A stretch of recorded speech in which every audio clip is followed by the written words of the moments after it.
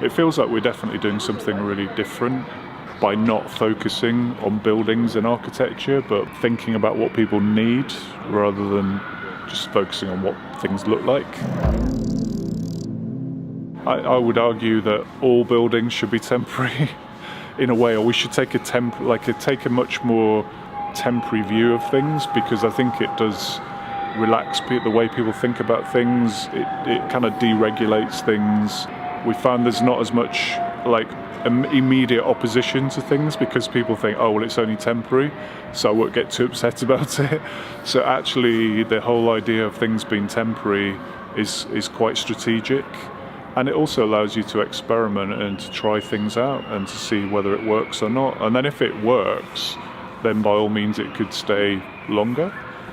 Yeah, I think there's definitely an idea that if everything was a bit more temporary, it will be a bit more accessible, people would interact with it more. And in fact, we're taking the whole idea of temporary thinking to the kind of master planning stage. We're calling it microplanning.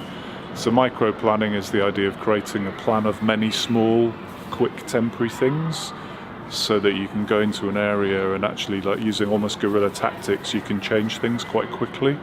Whereas the master plan, I mean, in a way, the Olympic Park is the master plan, the very slow, top-down, 30-year plan, but I think the microplan has got a lot of power. So we're actually doing quite a few big placemaking projects where we're thinking much more like a micro-planner about how we can get things going really, really quickly. And that's all the learning that we've taken from thinking about initially individual buildings and then small campuses like this. And now we're thinking about areas of towns, and we've put some microplans together for quite a few seaside towns in the UK that are really struggling. Some of that is using social media and websites and things like that to actually just change the feel or the way people talk about their own town, to make them more optimistic about the good things. So yeah, we're really excited about the way that this is all going, this kind of thinking.